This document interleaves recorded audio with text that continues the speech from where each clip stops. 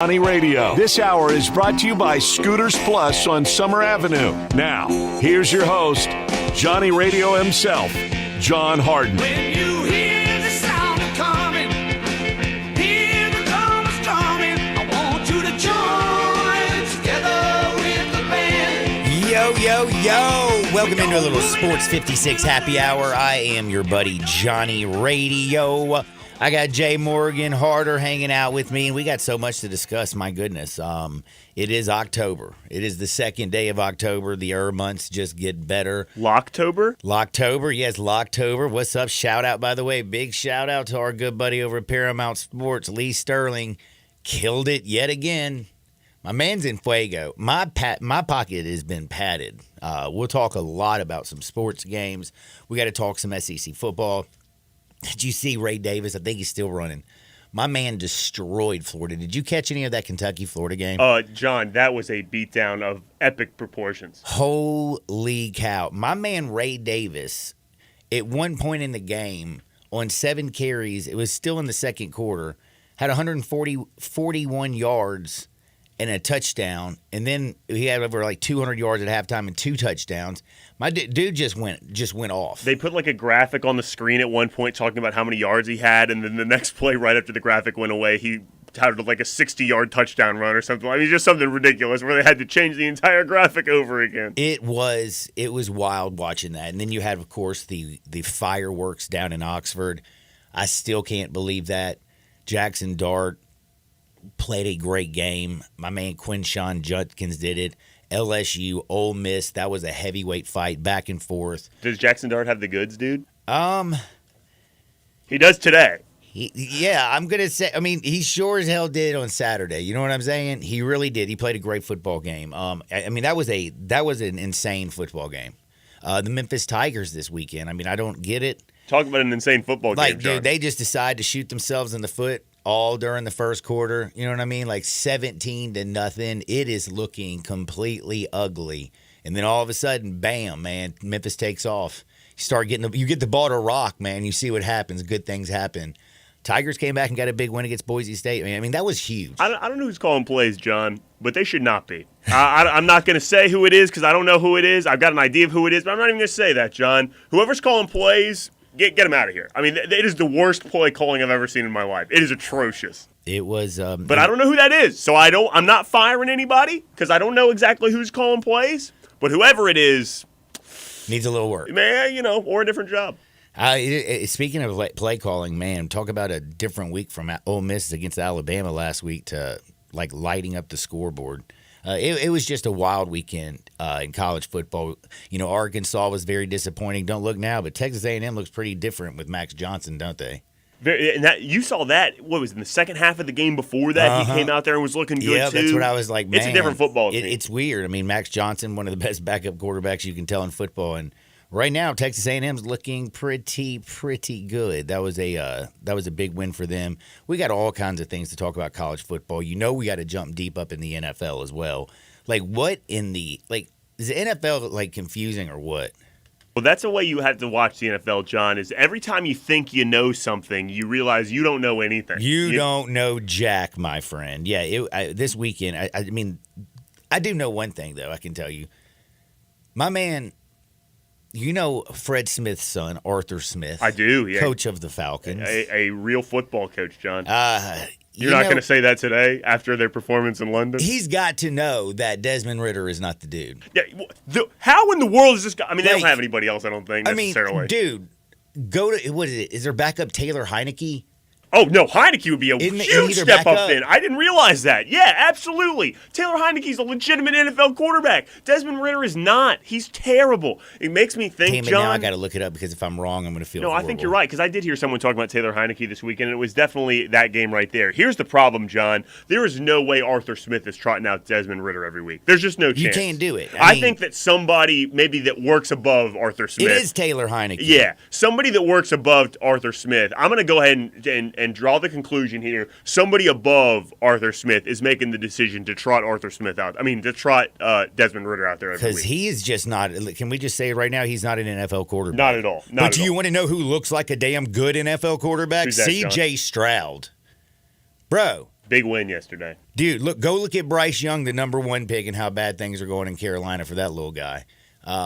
It's just not going completely as the way you would have hoped it for the young man. Mitch Trubisky, NFL quarterback?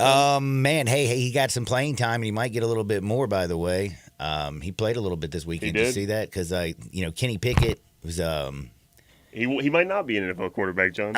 Kenny Pickett how bad is that injury? Yeah, that was bad. I shouldn't be making fun of him the day he gets injured like that, but it was pretty bad. I mean, I think he was on the ground grasping his knee for a while. Is it an MCL sprain? I think that's right. I'll look it up. But yeah, that's not good. And by the way, the Steelers are just not a good football team. They'll turn it around, though. If we know anything about the Steelers, we know they'll turn it around. He will miss some time, but his knee injury is not believed to be season-ending. That is courtesy of Ian Rappaport 2 hours ago on Good Morning Football. Perfect, man. But also we anointed Miami too fast, didn't we? Well, no, I think we closed the book on Buffalo. The brakes on them. I think we closed the book on Buffalo too quickly. Buffalo, pretty much you throw out week 1, they have been unbelievable since then, and I think they showed that. Josh Allen was just awesome. Like, he was just nasty. I mean, would he run for 1 and threw for 4? Dude just was ridiculous. They dominated. The Broncos got a much-needed win, by the way, over the Bears. Can you believe it? 31-28. Sean Payton. My man Sean Payton. Remember when he was kind of busting the chops of Nathaniel Hackett? Well, he hadn't been doing it and said he did a terrible job coaching last year. And then, some of the Jets players came up. Well, now we got the revenge game. We have this week, we get to see the Jets and the Broncos, the little back and forth between Nathaniel Hackett and Sean Payton. But, man, we're going to talk some college football. We're going to talk everything because we have the best in the business. We have Jake Crane from Crane & Company. You need to get up every morning with them. Start your day off the right way with the best sports show going around. What's up, Jake? What's up? How you doing? Doing good, man. Doing good. Ready for Saturday already. Man, I'm telling you, it's amazing how fast it flies by. We're cruising in. October's here. You got playoff baseball getting ready to start. NFL's crazy. College football's nuts. We got the Red River rivalry this week. And Oklahoma and Texas look pretty nasty. Right now, though, that defensive front for Texas looks real. Are you a believer in Oklahoma's defense now? I'm getting into it early, man. I'm excited about this one. Both teams 5-0. Texas, our early 6-point favorite. What you thinking about? Well, man, I love the matchup. I mean, you think when you're looking at kind of the mind games here, you have two of the best at their craft on opposite sides of the ball. Steve Sarkisian, obviously, offensively, and then Brent Venables defensively. Last year, Oklahoma gave up a ton of explosive plays because, they were just not very fast in the back end. If you got to the secondary last year, the second level in the run game, you could run past Oklahoma. I mean, Augustus Gloop chasing after a chocolate lollipop. So this year, Brent Venables was able to go to the transfer portal. I love Stutson in the middle. That defense is athletic enough to be able to do the things Brent Venables wants to do. So that's a heck of a matchup. And yeah, look, I don't think this is going to be a 52-49 game. What I'm interested to see is Oklahoma going as fast as they do with this new clock rule. If they're not moving the ball early, how long do they go that fast? Kind of on the opposite end of the spectrum of what people were thinking about when these new rules got passed. But I tell you what, man, the more I watch Quinn Ewers, I don't think there's a better anticipatory thrower in college football, which means two things. He can either see the future or he knows exactly what's going on every play, every adjustment, every choice route against every coverage. It should be a heck of a battle. I don't know what's a better coaching matchup. Steve Sarkisian versus Brent Venables offense to defense, or Bobby Petrino versus Kevin Steele offense to defense. Either way, I can't wait to find out. Man. Now, before I could jump ahead and everything next week, I got to look a little bit back to last week. I'm excited because of the Georgia-Kentucky matchup, but Kentucky, look, Liam Cohen's back. Leary didn't really have to do anything. They just ran the ball. Ray Davis ran right down Florida's throat. The offensive line was so dominant. And then you look at the other side in Georgia, I felt like, Auburn hung with Georgia. I don't know, man. That kind of freaked me out a little bit. Georgia's making me a little nervous. Well, look, that game, Kentucky won that game exactly how Kentucky wants to win games. Run the ball and stop the run. They beat Florida the way that Florida beat Tennessee. Mm-hmm. You know, when you're able to open up the run game like that, what it does to play action, what it does to safeties, how it slows down the pass rush too when you run boots and things like that, because you know they're so over aggressive on the run that they're not too much worried about getting to the passer. I thought Kentucky's offensive line played fantastic. Here's the problem though: Kentucky's a much more north and south running team. Auburn was able to run for a lot of those yards against Georgia because, you know, the RPO action, the zone read east and west, even going back to, I think, Auburn's second drive of the game when Peyton Thorne busted that 61-yarder. Devin Leary's not going to do that. And all week, Kirby's going to be running around with that bullhorn, screaming at the front seven to stop the run, because right now Kentucky's kind of like Jonah Hill and Superbad with the dice on the dance floor. It's really the only move they have, and Devin Leary has not responded to pressures very well this year. And if Georgia just slows down the run somewhat for Kentucky, I do think it's going to be tough for the Wildcats to move the ball. They're going to have to take chances through the air. And where Georgia's best at on defense is in the back end, especially at the safety position. You know, and I know it's in Athens. I know it's a big game. Georgia is number one. They deserve to be. Brock Bowers is great. I'm not sold on Bobo calling plays yet, but this game being 15 points, I just couldn't. When I looked at the opening line this morning, or when I looked at it this morning, I saw it was 15. I had to look twice at that. Yeah, I think it started out at 17.5 too. I'm going to see which way it kind of goes. I'm interested to see. I'm sure, obviously, a lot of people bet it down right when it came out. But I'm just telling you, man, like if you look at Carson Beck, he's the only Power 5 quarterback, and I know they haven't played the toughest competition in the world, that's thrown for 250 passing yards, had at least 20 completions and a 60% completion rate every single game. They're starting to take the training wheels off of him a little bit. He's been in a couple fights now, the one at home against South Carolina, on the road in his first road test, had to come back and win that game. And he doesn't fold under pressure. I tell you what, man, something changed in the way I looked at Carson Beck when they showed Kirby speaking at halftime of the South Carolina game where they were down, and he winked at the camera. Just something like that's not something that somebody that's nervous does. Yeah, and you're definitely right. Especially these coaches with all the pressure they got on to win. He's winking to the camera. He may look like Sid for my age, but he don't play like him. Two quarterbacks had, I think, phenomenal game. Daniels and Dart. Ole Miss survives, comes back and beats LSU. Huge win for Lane Kiffin for Ole Miss. But what's this say about Brian Kelly, Mount? LSU's got 2 losses already. First off, you do have to give credit, obviously, to Ole Miss and Lane getting the guys to bounce back. That's why, after a big loss, you always want a chance to redeem it the next week. You don't want to have to wait, 3 weeks or play somebody like Grambling the next weekend, because nobody deep down really feels better about the team. So I want to make sure I get that out of the way. But what has happened to LSU's swagger on defense? I mean, Florida State comes out in the second half and just basically says we're tougher than you are, and they proved it. Arkansas pushes them around, able to hang in the game. And then Ole Miss just punked them up front. Talking about LSU's defensive line. The offense is playing great. To me, it shows a lack of fear of embarrassing yourself in front of your teammates, your coaches, the fans, and your fan base, or in your family. I've just never seen – it's one thing, hey, man, we blew that coverage. They hit a big play. It was a touchdown. We got to fix that. Or, hey, I overran this. I got to make sure and slow down. I'm too aggressive. You were just getting punched in the face up front. Like, there was no hiding that. And that allowed Lane Kiffin to run what he wants to do the most, and that play action game. And it's just weird seeing it. And it's happened multiple times. So the more you show me who you are, the more I'm going to believe that's who you are. And for LSU, man, it's a physicality problem. And I never thought I'd say that. Yeah, that's kind of crazy when you to think about LSU not being a physical football team, because that's just who they've always been. Now, I don't know how to say this, but Duke, like everything that was going on in Durham, game day, the whole world's there.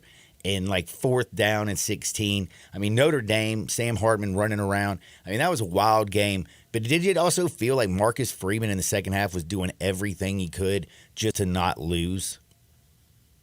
Well, that's kind of how Duke's been beating people, by letting them make mistakes.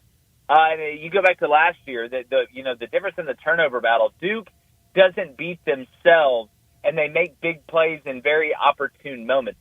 Notre Dame Duke. But that's the way that Notre Dame's been playing the whole year. Look, it's not flashy. They're not going to hit a bunch of explosive plays. They're going to play good defense. They're going to run the ball well. They're going to hit the tight end in the seam on 3rd and short, and they're going to wait till you break. And Ohio State, that game was just crazy. Obviously, at the end, Notre Dame made mistakes. But I didn't think they'd have to convert a 4th and 16 with Sam Hartman's legs to be able to do it. So I did think they took their foot off the gas a little bit in that second half when they could have put Duke away. But they let Duke make the mistakes, and Duke ended up making the mistakes throughout the game to give them a chance to win it, and they did. Don't look now, though. Kentucky, man, Louisville's playing good football. They're 5-0. Kentucky's 5-0, and now Notre Dame has to play Louisville in Louisville. And I don't know. This is kind of a sneaky, dangerous little game. Notre Dame came out with a 6.5 point favorite. Yeah, look, Notre Dame's schedule, man, it's like getting jumped by a gang of ninjas. Like, it's just like every week, and it's like somebody different. Like that runs a totally different style of play. And Jeff Brom and them are undefeated. They're not going to be afraid. This could be a huge marquee win for them, even though it's outside the conference. In his first year, they snuck past Mississippi State last week. Thank God I bought that down to -2.5. But no, this is a tough matchup in what has been a sequence of really tough matchups. The question is going to be, can Louisville stop Notre Dame's run? Because if you can stop their run, you kill everything that they do, because I don't think Notre Dame's skill players on offense on the outside, they're really young. They're going to be good down the road, but there's nobody you look at the outside and you're like, oh, my God, that guy scares me to death. So Louisville's going to be in this one. They're going to be in it for a while. So I'm interested to see how they hold up against Notre Dame's run. Yeah, Notre Dame's schedule is nuts, man. They do, after they have to play Louisville, they got USC coming to town. USC this week, by the way. Clemson. And then, yeah, Clemson. It's just brutal. Now, USC was in complete control, it looked like, playing Colorado in Boulder, and then all of a sudden, a little bit of spark. Are you worried about that USC defense? I mean, it was kind of funny in the first half. They were like, this is the USC defense they've been waiting to see. And, boy, in the second half, that USC defense actually showed who they are. Yeah, well, I mean, if USC and Ohio State and Colorado were all women, Joe Klatt would move to Utah and marry all three of them. I mean, that dude just he can't help himself. When it comes down to USC, this looks like every team Lincoln Riley's ever had. Like, it just looks like every team he's ever had. Elite quarterback, elite on offense. Defense shows flashes sometimes of being better, but they're really not. And I do want to give credit to Colorado fighting in that second half. But I'm just telling you, man, Oregon's the most balanced team in the Pac-12, especially now that Cam Rising is playing for Utah, and they're basically, they have like Eddie Graham's Kentucky offense from the last couple of years. I think it's the same USC team, man, and you're going to get the same result. Caleb Williams is going to go nuts, but USC isn't going to get there because, number one, the Pac-12 is absolutely loaded this year from the top to the bottom, and number two, balance keeps you on the beam. Man, one thing that a team that doesn't have much balance that kind of freaked me out was Washington struggling with Arizona this week. Telling you, Johnny Radio, RG3 and all these guys, they want to put them number one in the country. Washington's the best. They're the best team ever, and they want to complain about how Florida State struggled against Boston College. Well, Washington almost got beat by an Arizona team with their backup quarterback throwing the ball. I'm just telling you, Washington and USC are very similar. They're very, very similar. Not that Washington – I love Michael Penix. I love Polk. I love McMillan. I love Kellen DeBoer. I love what they're doing out there. It's great. I can't wait for this Oregon-Washington matchup. But I just don't trust that defense because they haven't shown it to me yet. Now, I don't have the 9 years of information like I do with Alex Grinch with Washington, so there's still some hope there in my opinion, but I don't trust them. Oregon's off this week, then they do go to Washington. Is that team – I mean, you said they're the most complete team. They also have a difficult schedule. You got Washington State, then Utah, and then later on you have USC. No joke. I mean, we're going to find out how good Oregon really is. But with that defense, don't you feel like Washington, if they can't run the football, Oregon can go out there and go toe-to-toe? I feel like they'd even be favored on the road. I think so, too. I mean, look, we know what Washington can do through the air, but a lot of the reason they can do that is because they are able to run the ball. But Oregon is a team, and we see this all the time in sports. In the NFL, sometimes the Chiefs don't go out there and score 35. I've seen games where the Warriors couldn't hit a three to save their life. I've watched this Atlanta Braves teams that have scored a ridiculous amount of runs struggle for a couple games in a row. That's how offense is. And when that happens, is your defense good enough, especially against teams that are worth their salt, to be able to win the game?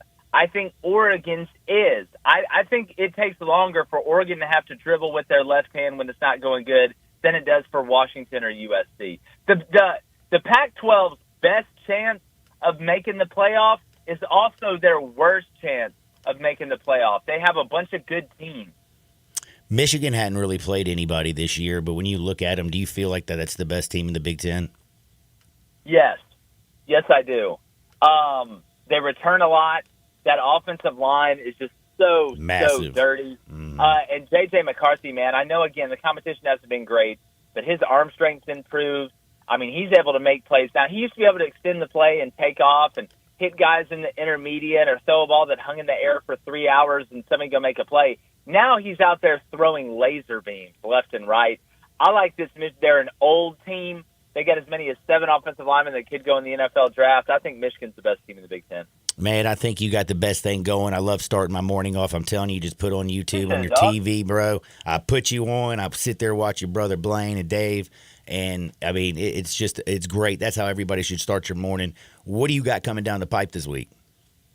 Man, we got everything. We're deep diving. We did an Alabama-Texas A&M preview today. We're doing the Red River Shootout, big preview tomorrow. We're talking everything NFL and college football. We have live call-ins, a live chat.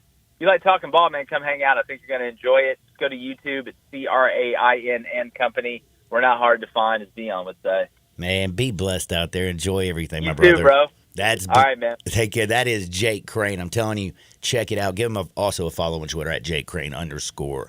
Jay, we also got to talk with Terry Davis today. You know that, right? Well, I know, John. And we're going to have to talk about this Tiger football team. I'm going to have to bring up a little something that you might have said now. But wins are wins, get a John. big win. Wins are wins, Let me tell you something. That first quarter, was it 17-0 at the end of the first quarter? Oh, it sure was, John. And I'm going to tell you right now, I didn't think they had a chance. Oh, neither did I. Nobody did. I was like, what is going on? It reminded me of the Navy game, the way they started out. They came out so flat. Navy was running right down their dead gum throat. You know what's crazy, too, is like statistically, Boise State is like bottom 5 in every defensive category in the country. What do you think about their quarterback situation? The 2-quarterback system. Like, I'm embarrassed to say, it took me a full quarter of watching football to realize there was 2 quarterbacks playing out there. I mean, how did I know that, you know? Oh, that's funny. We're going to take a quick timeout, but before we do, I want to remind you the first hour is brought to you by the great people over at Scooters Plus.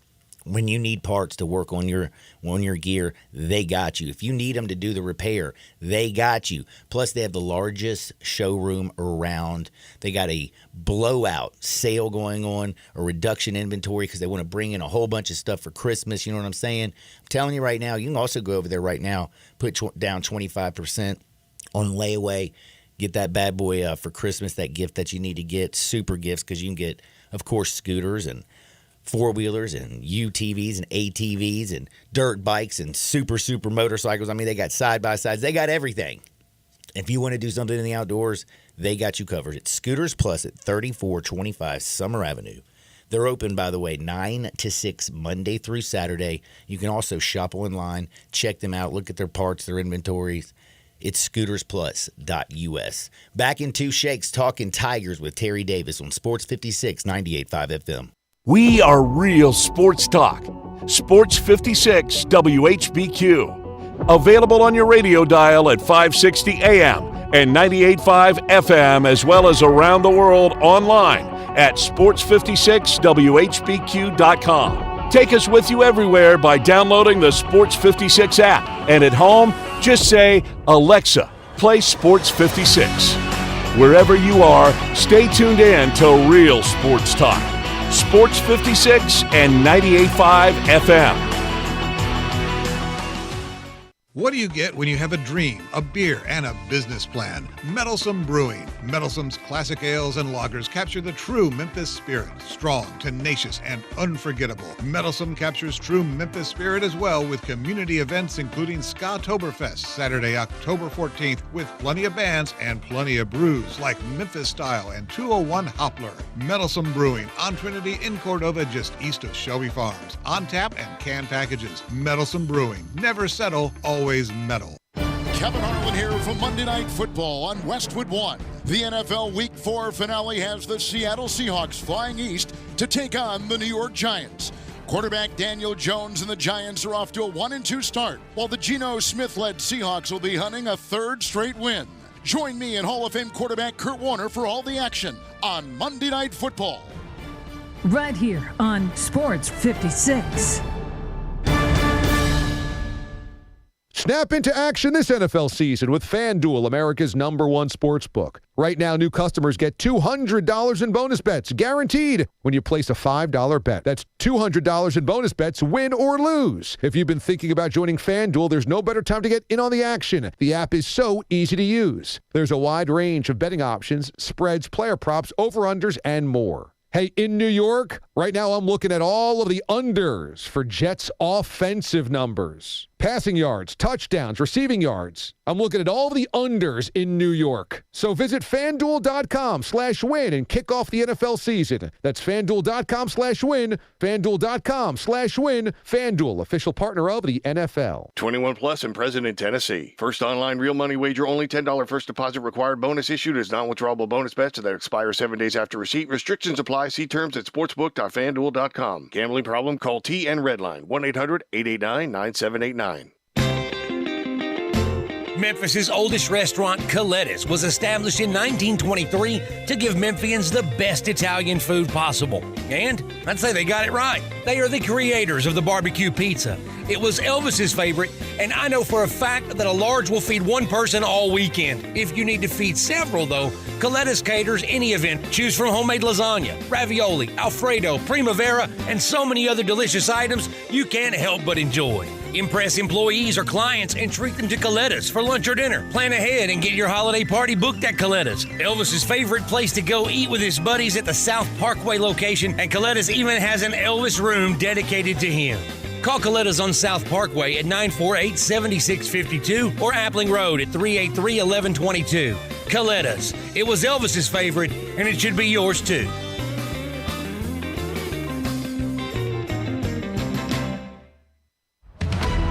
We interrupt this broadcast for special news and information concerning family leisure. The world's biggest spa sale is back and bigger than ever at Family Leisure.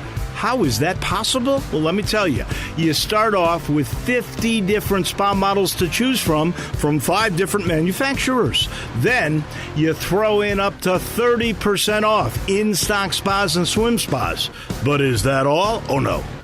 You get free upgrades on all in-stock spas, plus 24 months, same as cash. Wow! This is the kind of sale that you just can't have every day, but it's happening right now at Family Leisure, the world's biggest spa sale.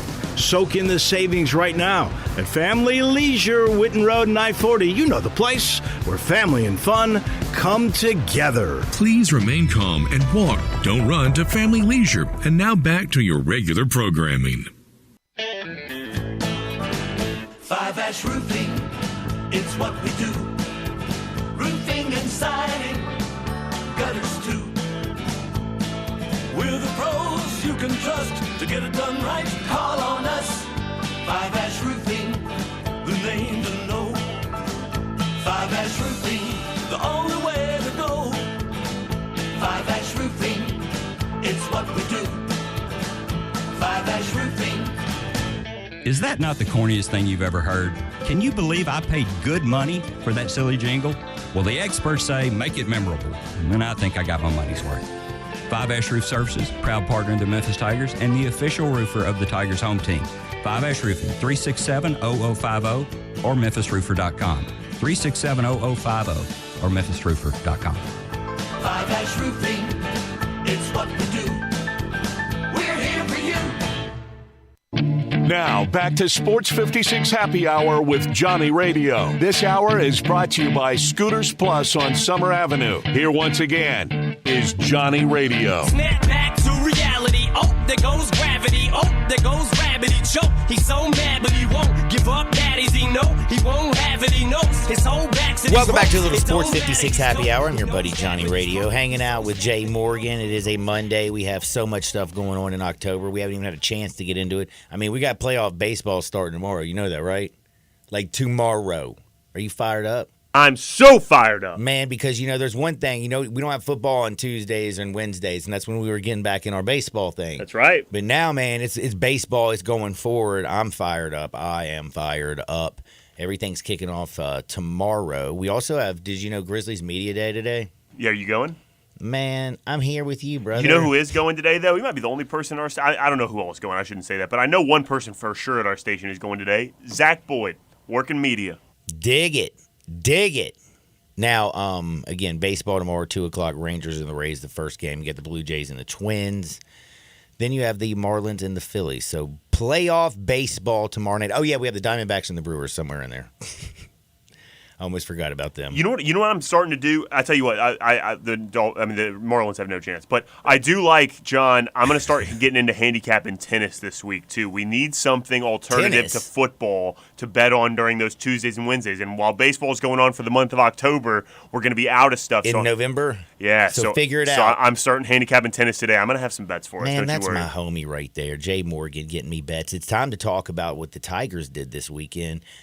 It was not always pretty, but it was a win. The first quarter, especially the first half, I didn't know what was going on. The Tigers looked terrible, but they got the big win against Boise State. Terry Davis, what's up, buddy? Man, what is up, man? Just enjoying this beautiful day. Man, it is a beautiful day. And it was a great day for a lot of people down around this area. I mean, think about it. The Vols fans, Tennessee got a big win over South Carolina. Ole Miss took care of LSU at home, stormed the field. The Tigers held on to beat Boise State. So pretty much all the peeps around here right now are probably feeling pretty good. How'd that Tiger game, though, how come they did it against Navy? They started extremely slow. They looked horrible in the first, like some of these first quarters. They just don't even look like they come out of the locker room ready to play. Yeah, something's going on, with Steph. Either he's not getting off on the same page. If he was behind his receiver, he was overthrowing his receivers. He was just missing his receivers. Because I went back and looked at the game, and it wasn't the same person. Then midway in the second half, everything decided to click. And when they clicked well, 28 unanswered points. Man, it did. It was important. The second half, how come the defense was so different? That's another thing. I'm just like it amazes me. Like the first half against Navy, they couldn't tackle anybody. The first half yesterday, they could not tackle anybody. And then all of a sudden, the second half, they came out and they looked like a different football team. I think when you're playing against two quarterbacks, it's hard to prepare, especially two quarterbacks that's totally different. Mm-hmm. And then, they were trying to key in on the all-purpose back, so they had three different areas they had to. So what they gave up, early on, then they made those adjustments, and they figured out, which quarterback like to do what. And then, if they could have contained the big tall one, the 10 out more, because he was able to run on them, but the other was able to throw on them. But they found a way to win, and that's the only thing that matters. And I'll tell you one thing, get the ball to Rock Taylor, get the ball to Blake Watson. Those are your playmakers. I got to also say my man had a pretty decent game. Deadgummit, what's his name? Blankumsey? Blankumsey, and my favorite new Tiger, Kobe Drake. I love Kobe. I love me some Kobe Drake. He is like the element on that team. He don't have a lot of great numbers, but he comes through in the clutch, and, he always delivers. When you need a big play, look for Kobe Drake, because he's going to move those things. Solid hands, hands, man. Very reliable. They did, like that was a huge win. What did you think about that 2-quarterback system? Was that? I mean, heck, it reminded me of the days when Noah Brandeis was being run in back. I think it was Shane Matthews and Noah Brandeis when Spurrier was doing that. I think it actually works for them because I watch Boise. When they're on Friday nights throughout the week. They're a very exciting team to win, and I think they might win the Mountain West this year because they're a very good, the all-around team for the Mountain West. Like I keep telling everybody, the American is still the best of the group of 5, and I think the Peach Bowl is going to the winner of the Group of 5. And that's why this win was so important for the Tigers, because it's going to help their resume come November. Are you, right now, big win. They, something you can't overlook. But I hate to say, now you got to look up. You got a little time off. But on the 13th, you got Tulane, man. Is that Friday the 13th? Friday the 13th. Oh, Lordy. That's going to be a heck of a game. If Memphis does what they need to do, if they show up, because it's a national TV game, it'll be a 6:00 game. You win by 1, you win by 100. They don't make a difference, because I actually picked up a vote in the coaches poll. That's when they will start getting noticed, because they'll be on Friday night. They can go in and beat Tulane, then their name will be started mentioning as a possible championship team, because they had that one leg up on Tulane. Dude, that would be huge. That would be huge. What do you think about right now, like in the first half especially? I'm sure you were frustrated. Some of the play calling in the first half. Yeah. Yeah.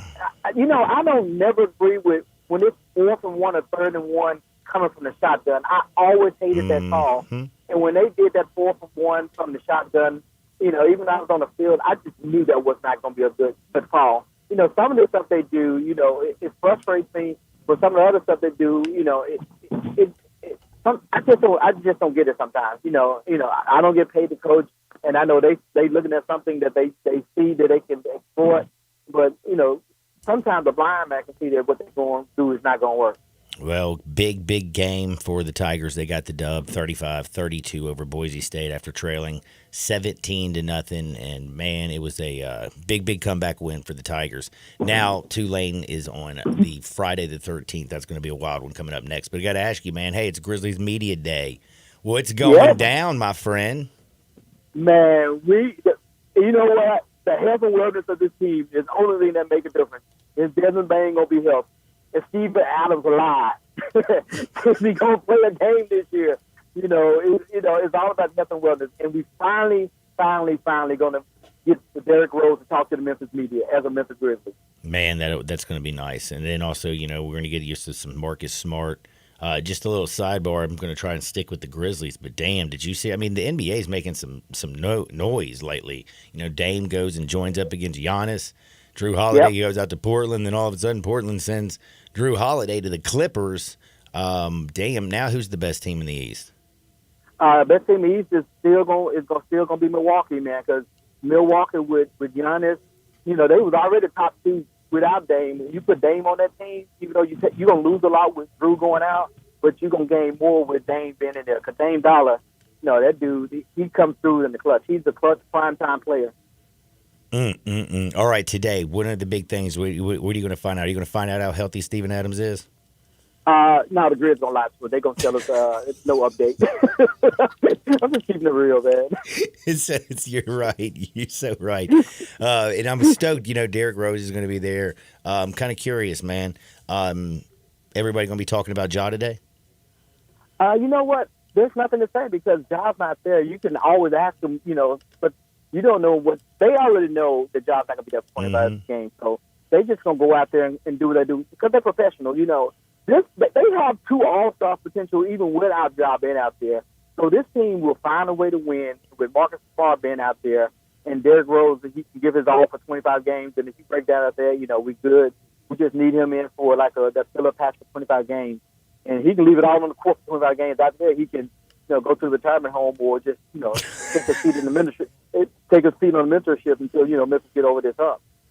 Well, how healthy is he going to be this year? How's he feeling? He's feeling well, and he's looking good. He's settled down. He's got his kids in private school in Memphis. He's reacclimating to Memphis. He's going to be a part of Memphis Tigers. He's going to show up to a couple games here and there. So it's good to have him back in the city and back embracing the city of Memphis. All right, so who's going to have the better season? Is it going to be Jaren Jackson Jr. or is it going to be Desmond Bain? I think Desmond going to have the better season, even though Jaren Jackson Jr. looked great in the offseason. I think he's going to make. I think he's just going to do what needs to be done to make an All-Star team because he still hadn't made an All-Star team, and I think he really wants to go back home to Indiana as an All-Star. Because that's where he's from. So I think he's going to put that extra up in there to try to make the All-Star team this year. Nice. Well, Grizzlies Media Days today. You had the Tigers who got a big win. Also, what's up with Penny Hardaway and the Memphis Tigers basketball team? They have student madness in a couple of days on the 4th. I think they got some disappointing news when they lost their first appeal to DeAndre. And I think Penny was hoping that the administration would come through and say, look, let this guy play, innocent until proven guilty. So his court date, he being Mr. Williams on the West Coast, is next week. Hopefully we get some good news out of that. So if he can get his thing, squashed or whatnot, and we get Mikey in, because my thing now is I hope they both can play before the end of the season, but I think it's a 50% chance that one of them, we only probably get one of them. Who do you think we probably get? Even if you don't get either one of them, I think this is still a second weekend team, even if you don't get either one of them. They do have a lot of playmakers. I mean, they got guys that can score and put the ball in the hoop. That's for damn sure. But man, if you had to, I mean, of course, who do you think has the best chance actually to play for the Tigers this season? If I had to put betting money on it, I would say Mikey would have a better chance to play for them, because you never know with the NCAA, because they can do whatever they want to do. They always talk about it's all about the best interest of the student athlete. But, you got a kicker for Colorado State for 30 years old, and, age ain't nothing but a number. So they can do what they want to do. They the ones that rule people ineligible in the first place. It's not his fault that DeAndre's fault that his school told him he was ineligible even though he was eligible. That's not his fault, because you can only do what the university tells you to do. Dadgummit, man. Well, hopefully we'll get some good news coming here forward. But again, like you said, this team, I mean, it's an older team. It's a veteran team, bringing a lot of people, use the transfer portal. But it's got a lot of guys out there who can put the ball in the hoop. So nothing to be too upset about.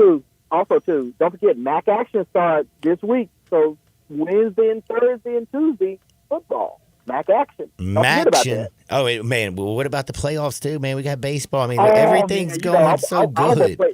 I am waiting for it, because this is the reset. Everybody's 0-0. And I know you said the Marlins don't have a chance, but if I'm not mistaken, a team up in Philadelphia, they was a 6-seed, low seed. Last year, yeah. So never said never, man. It's all about the right pitching, the right hitting at the right time.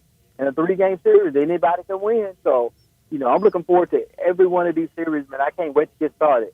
I can't either. I really can't, man. And by the way, it starts all at 2 o'clock tomorrow with the Rangers and the Rays, the first game, 2 o'clock on ABC. So after the show, I'm going to sit down and it's going to be baseball all day long. Who you like, though, to win this John All? You got somebody that you just think, is it pretty simple? Do you have to say the Braves? You know what, man? You say the Braves, but it's hard for the number 1 seed to go in and win it all the time. Remember, the Dodgers always go in the number 1 seed and never win it. So I'm looking for a Braves Dodgers, championship game. And on the other side, man, I'm not putting nothing past the White Sox or the Tampa Bay Rays, man, because they started off hot, man. So I would love to see Tampa Bay and Houston in the championship series there too. So in the World Series, and that way, it'll be a great series either way to go. I also I can't help it, but I kind of got to root for Baltimore. I mean, the fact that this team won 101 games, I mean, we haven't seen them in the playoffs in so long, it's not even funny. I don't know, I like this young club, so. Playoff baseball. Yeah, but they don't have no star pitcher, man. So No. It's kind of like the problem with the Dodgers. They don't have any starting pitching either. No, I said star pitcher, me experiencing in the postseason. Oh, yeah. No, they don't. I thought you said starting pitching, not scar tissue. No. Dodgers definitely don't have no star pitching, Even when they had star pitching, they still couldn't win it all. All right, what you working on this week?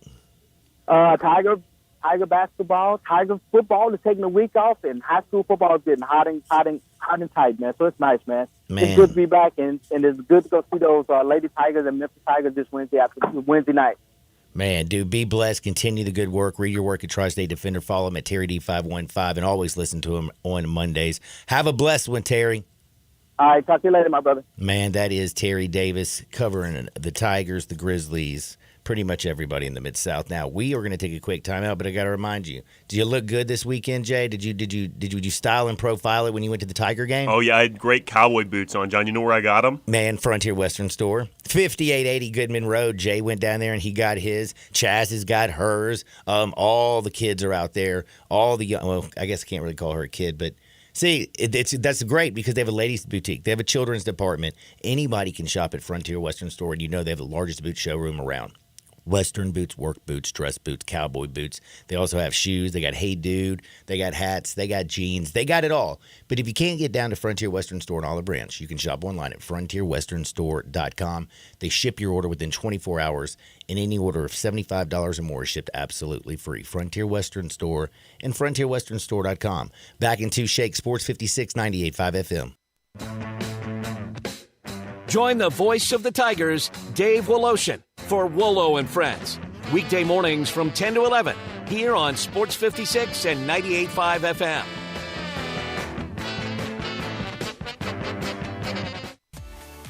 At Jason's Deli, when you're dining in or picking up curbside, you can expect wholesome food and no surprises, just delicious sandwiches, crisp salads, and quick quality meals made with the freshest ingredients and no artificial trans fats, MSG, high fructose corn syrup, or artificial colors and dyes. Around here, a lot of thought goes into what we put into our food and what we take out of it, because you're not just taking a bite, you're getting a taste of who we are. New items are constantly being created to expand our menu for all tastes and special diets with vegan and gluten-free options available. Convenience and on-time delivery you can count on. It's just a click away at jasonsdeli.com, so whether you need to feed 5 people or 5,000, the team at Jason's Deli, they have the credentials and the commitment to keep you satisfied. Freshness is nearby at Jason's Deli with locations at Ridgeway in the Park Place Center, Poplar and Highland, Germantown Road in Cordova, and on Goodman Road in Olive Branch. Jason's Deli. It's wholesome food and no surprises.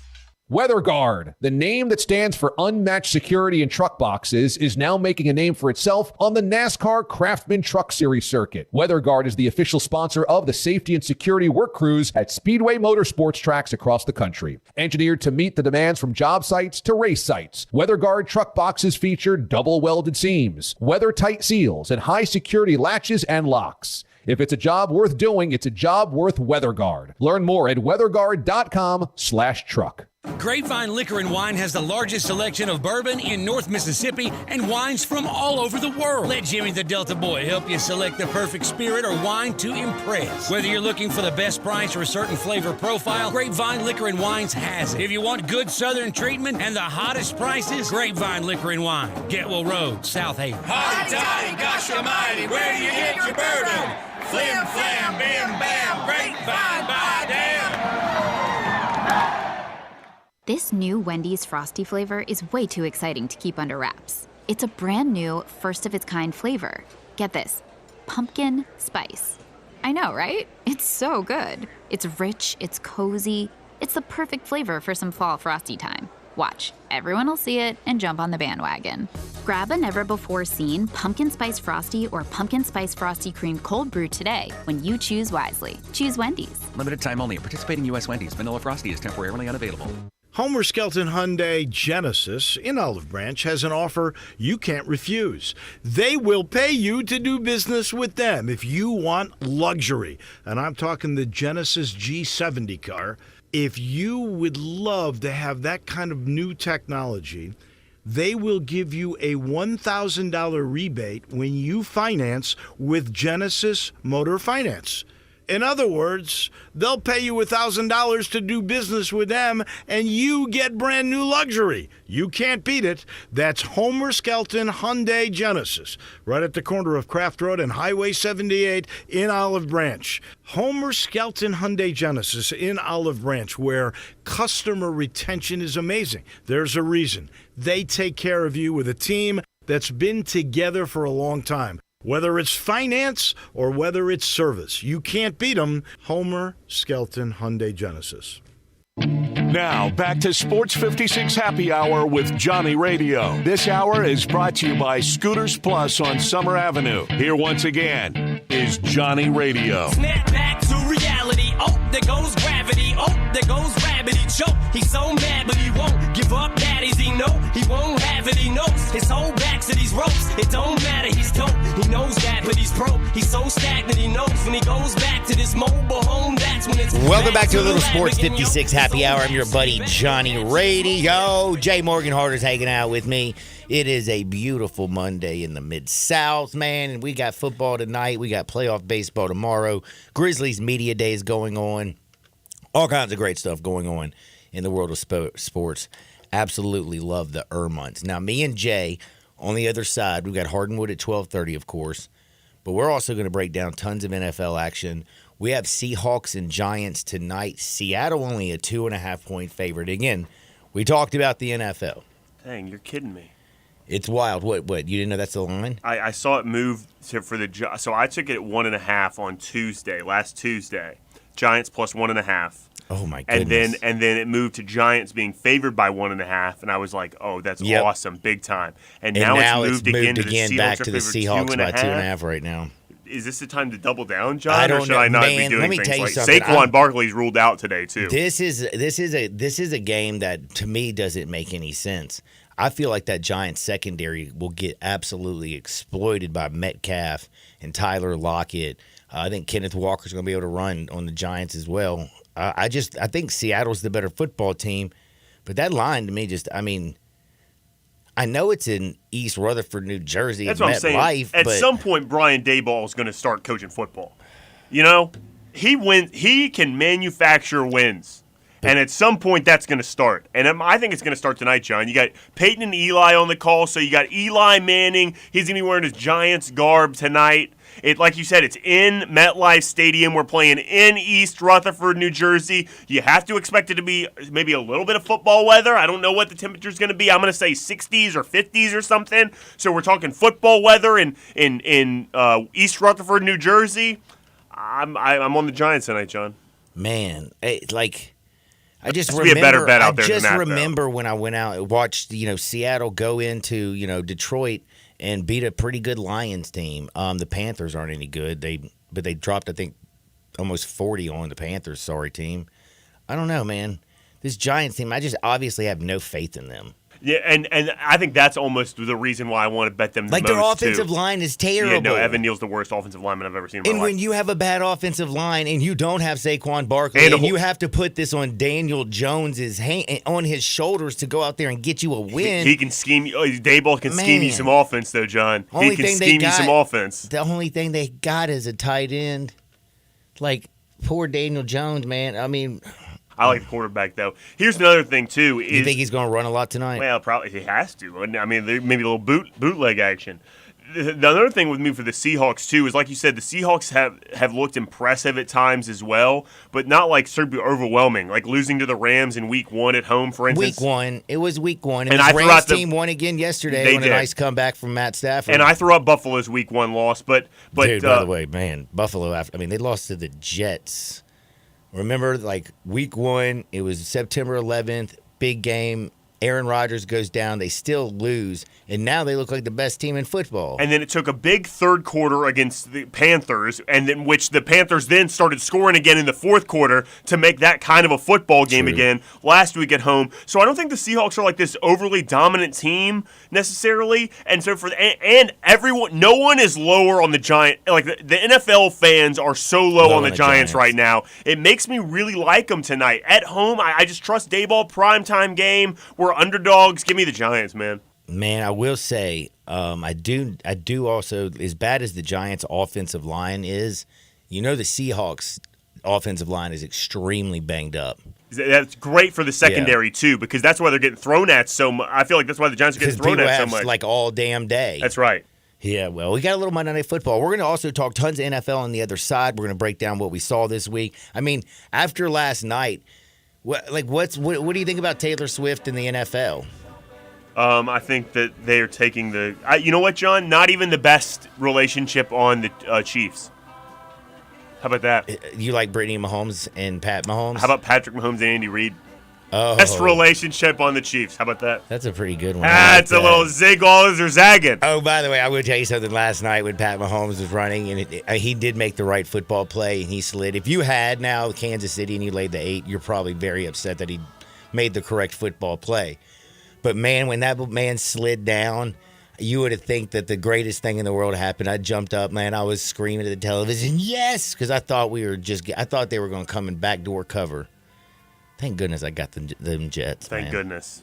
And Taylor Jets. Swift was there, man. I needed to see her a good game. By the way, Travis Kelce, bad game because Tay-Tay? Maybe. Well, he played well the week before, though, right? I mean, he did, but is it because he's been up all night with Tay-Tay? Well, I don't know about that. It's a tough game last night, John. It's a tough game, tough road game in New York. It's hard to win football in New York. Also at the game last night, Ryan Reynolds and Blake Lively, 2 actors. Oh, yeah. Married actors. They're married to each other? Oh, they sure are. And then other celebrities were there, right? You got one off I mean, the top it's of your New head? York, dude. No, there was another one that was there. It wasn't John Bon Jovi, but it was something like that. Oh, I'll look it up. By the way, Cowboys looked great. We got so much NFL football to talk about on the other side, so do me a favor and don't touch the dial. But, man, you know what time it is? It's time to maybe go get something to eat. Are you hungry? Yes. Man, I like barbecue. I want some Central Barbecue where smoke is their sauce right now. I could go with a sausage cheese plate, a couple wings, get a few of them dry spiced. The other one, the sweet heat. Golly, I want some wings. Smoke is their sauce at Central Barbecue. They got 5 great locations, downtown Central, Summer, Poplar, the new one down in South Haven. Central Barbecue. Go to eatcbq.com, by the way, and have them cater an event for you. Check out all the good stuff. So if anywhere you are in the Mid-South, you can find a Central Barbecue close and go get a great lunch. Plus, they have the best ribs, pulled shoulder. Man, Central Barbecue. Smoke is their sauce. We got NFL. We got Hardwood, where it feels so good, and we got to make some bets. That's all next. Sports 56, 98.5 FM. The lunatic is in my head. A good friend of mine often says that golfers are the best athletes. This is Sheldon Rosengarten with Marks Bensdorf Realtors. Now, I don't want to embarrass Ed by mentioning his name, but if you stop and think about it, he may be right. Just like the best real estate agent may not be who you think.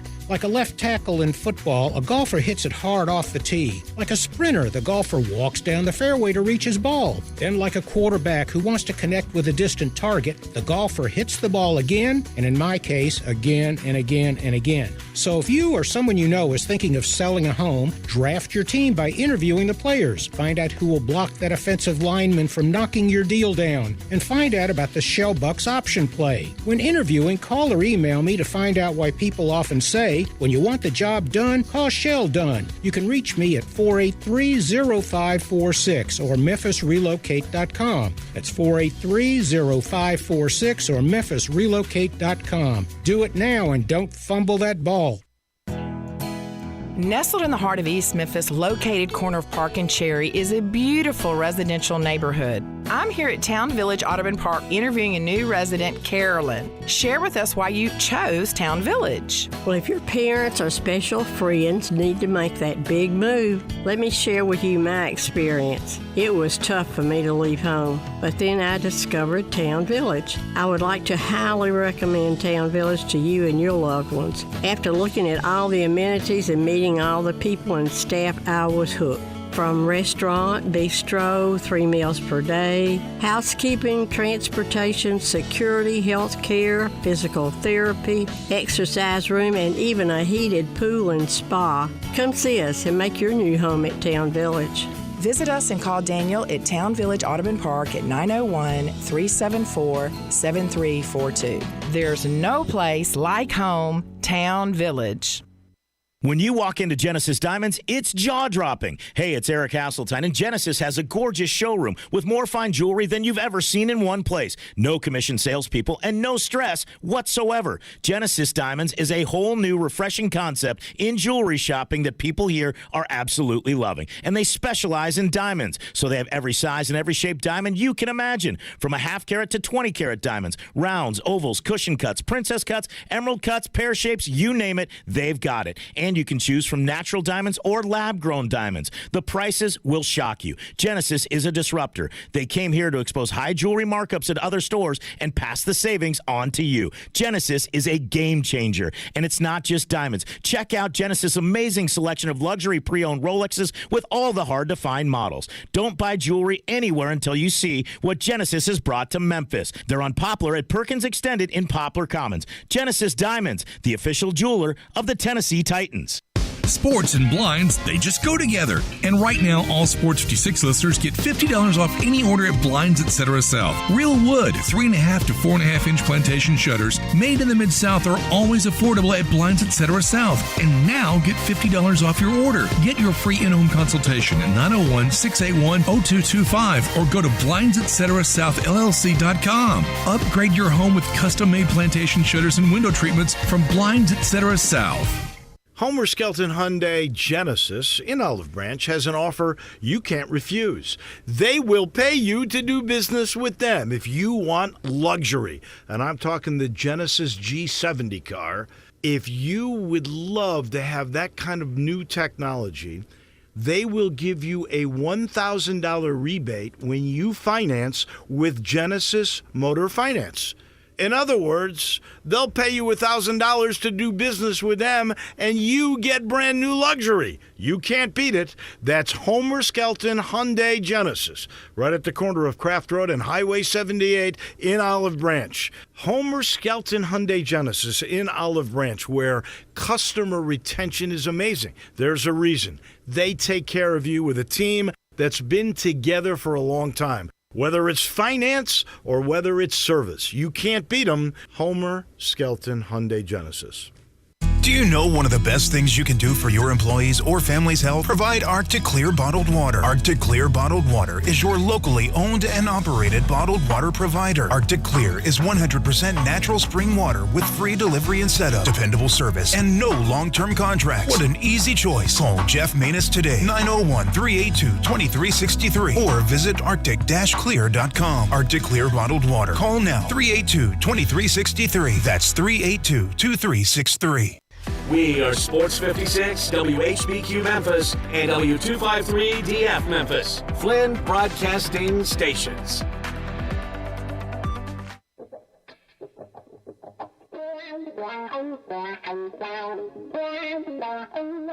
I have this one little saying, when things get too heavy, just call me helium. Now, back to Sports 56 Happy Hour on Sports 56 and 98.5 FM. This hour is brought to you by Tito's Vodka. Here once again, Johnny Radio.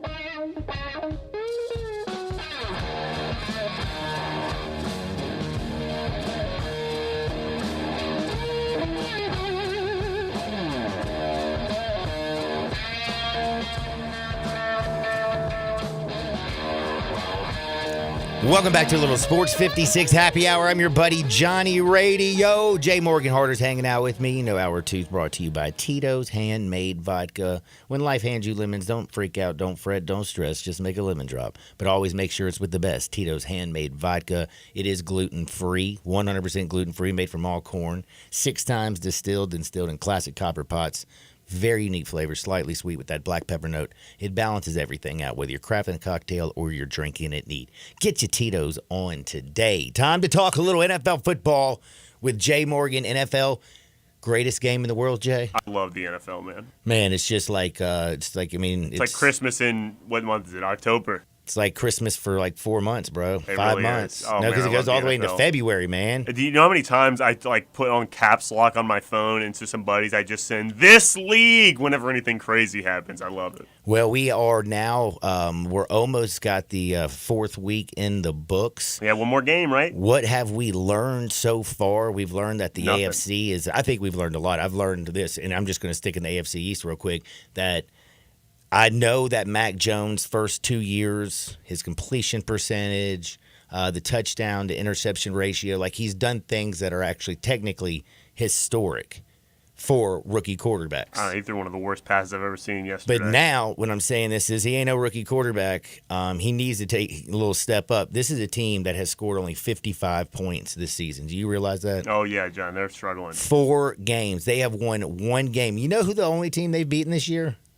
That would be The Jets, the sorry Zach that's Wilson-led Jets. That was last week. Yes, that's it. That's the only one. And they only scored 15 points in that game. It looked bad, and boy, the Cowboys bounced back, didn't they? And they made Mac Jones just look terrible. Back in the star, John. Woo-wee. I've learned that so far, you look over at the East, you don't have to worry about the Patriots. The Jets actually are more like – I mean, I can't believe I'm saying this. I guess just because they covered for me last night, I'm a big Jets fan right now. You love New York football. Let me ask you about this one. Can we go to the NFC South? Yeah, go right ahead. What do you make of the Buccaneers going on the road and beating the Saints? Is it Derek Carr is banged up? Are the Bucs better than we gave them credit for? I mean, they didn't just win, John. The Saints didn't score a touchdown. Honestly, I am dumbfounded, to be honest. The Bucs are good. Yeah, don't look now. Bucs are 3-1 on the season. Who had that bad boy? And haven't lost on the road this year. Now, granted, the road games the are at the they Vikings. Lost to this year was, a team that went to the Super Bowl last year when they played the Eagles. And, the Eagles, you got to tip your cap to the Eagles. They definitely don't look like they did when Shane Steichen was their offensive coordinator. The offense is not running as smooth. The Eagles might mess around and win 15 games. But that's what I'm saying. They're just so damn talented and so deep that they're playing good football, and hopefully that offense is going to get geared back up. But damn, I don't know what to say about Tampa Bay. It's crazy.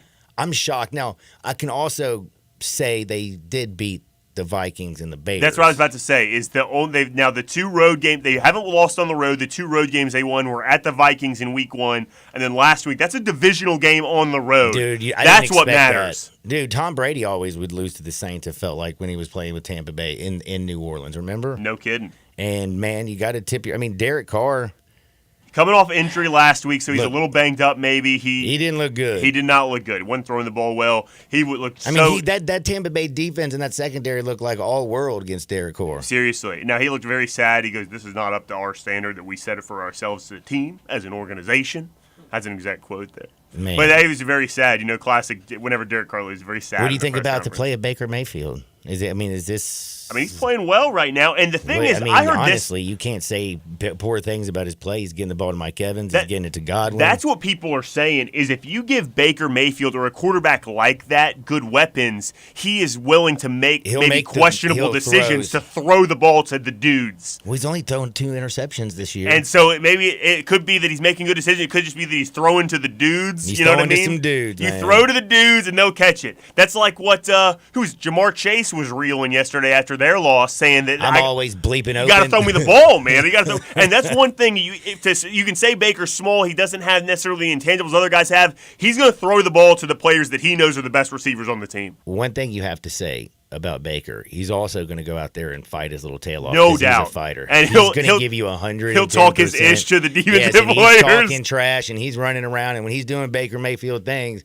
it actually looks pretty good. It's nice seeing that, 3-1 for the Bucs, and I'm still blown away, and that defense is just damn good. 245 and 3 touchdowns yesterday against a team whose coach is defensive. He threw, I think, 3 touchdowns though. Yeah, 3 touchdowns thrown yesterday. That's big. 3 touchdowns and 245. That is against a coach who Dennis Allen, a defensive coach in New Orleans. In your division. Not just a road game, a divisional road game. That's tough, man. That's a tough game. Man, and I am kind of surprised, by the way, that NFC South, though, that is a terrible division outside of Tampa Bay, which is crazy to say. But Atlanta, I am so over Desmond Ritter. Get out of here. The Saints, they are terrible. Now, Desmond Ritter had a good third quarter. With that first Carolina, drive, my goodness. That first drive, Desmond Ritter came out there. That 8:30 game was early. I already heard people talking this morning. They forgot when it started. But I was up and rolling, and I watched it. I even watched the Toy Story broadcast. More on that during Hardwood today. But that Desmond Ritter was the worst quarterback I've ever seen in the first half. To his credit, first drive of the third quarter, John, he came out there and he took him down the field, and they scored a touchdown. But that was the only good Desmond Ritter we saw all day. The guy is a joke. He's just not an NFL quarterback. I don't understand why a change hasn't already been made, except for I think someone is telling Arthur Smith that you better try that guy to play quarterback. Man, I also got to ask you a little something. Worst team, is it the Bears or is it the Panthers? Well, the Bears did have a lead for a lot of that game. Dude, it was on the fourth yes, quarter, They did. So everybody said the Bears were the worst team. I'm starting to think it's the Panthers. Yeah, you let the Broncos come in there and win on the road, their first win. I mean, that's terrible, man. That's just awful. But the Panthers I'll give the Panthers a pass because Bryce Young was hurt last week, and he's already a rookie coming off of injury. You know, you're still trying to figure some things out. So I'll give him a pass for that. I'll have to say the Bears. What do you say? Do you remember, was it an interception or a fumble? And he was running down, and I'm like, oh, don't you even get close to try to tackle that guy because he looked so damn small running down there after the other guy. Do you remember that? Embarrassing. It's like, I'm like, damn, this dude's little. Oh, man. I love the NFL. It was a great day. And Justin Jefferson had a good day. He had 2 touchdowns receiving yesterday, and they only scored 3 touchdowns in the game. So glad to see one of the best receivers in football get back on the board because his team is struggling here early. Well, they finally got a win. And then the Steelers, man, going into... Dude, let me just tell you something. I don't know what's the bigger story here, the Steelers or the Texans. That's the Texans right now. Only 2 and you can go like 2-2. You're stoked. No, man, C.J. Stroud looks like that dude. You know, he does. Like, he looks like, whoa, this guy. You know how we always kind of check the Ohio State quarterbacks when they get in the National Football League? No, man, he's tearing it up. Like, he is surgical. He is making great decisions. I like this Texans football team, and that defense made the Steelers look pathetic, and now the Steelers' offense is pathetic. Wow, how about this? This is crazy. I did not know this watching this. I watched a lot of this game, too, I guess on Red Zone. So, you know, I watched as much as they would show me. C.J. Stroud was 16 for 30 yesterday. I did not. I thought his percentage was a lot higher than that. I did too. 16 for 30. But the passes that they kept showing all through the day were like perfect babies, man. So I'm surprised to see that. I don't know if that's indicative of anything because he definitely looked good. Like you said, the passes he was throwing that I saw completed looked real good. And it could be, you know, he didn't have the best receivers in the world necessarily. Nico Collins looks pretty good. Nico Collins really good. And then what do you got? You got Robert Woods is 100 years old. Yeah, but he runs those precision routes, and you trust his hands. He's going to make the catch, you know, when you need to. He'll get you that 3rd and short. Yeah, and in terms of the Steelers, they'll figure it out. They're going to 8-9 or 9-8. They're going to end up 8-9 or 9-8, right? They're bad, man. But they're not good right now. And I mean, right now, I hate to say this. If Kenny Pickett, if that offensive line doesn't do better, they're going to get him killed. No kidding. And that was the biggest problem last year, too, is like they would play this quarterback roulette of let's try Trubisky out there, let's try Pickett out there, but none of the offensive linemen could protect either of them, so they both looked terrible. And then the fans are like, both these guys stink. Well, no, it's the offensive line is one of the worst I've ever seen in football. And that's going on the second year of that being the case. So how do you fix that? Get new linemen. This is crazy. Sorry, John. Man, I'm a closet Steelers. By the way, man, I feel bad for like the Steelers situation again. T.J. Watt, what a great defensive player. They're just not a good football team overall because their offensive line is terrible. But the Browns, DTR looked great in preseason. Well, it ain't preseason no more. No, he didn't look good yesterday. The Ravens just beat the tar out of the Browns. There was no Deshaun Watson, though, because DTR got his first start. How about this? Great story about NFL pregame shows yesterday. Kurt Warner the NFL Game Day Morning is my favorite pregame show. It's the one on NFL Network. It's got a great cast. Rich Eisen, Steve Mariucci, Mooch, Kurt Warner, and then Michael Irvin. A great crew right there.